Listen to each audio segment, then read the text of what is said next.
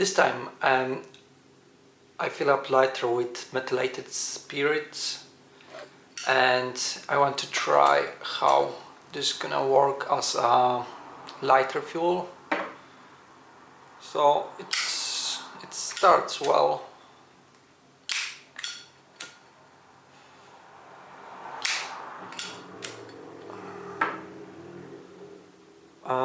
It's producing a lot more of soot.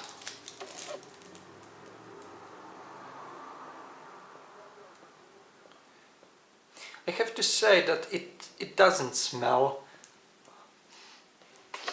When it's burning, it doesn't smell. I mean, of course, when you sniff, it's just smell like a spirit. But when it's more burning, it's alright. It produces, like I said, as you can see, it produces some soot, but it's burning nice.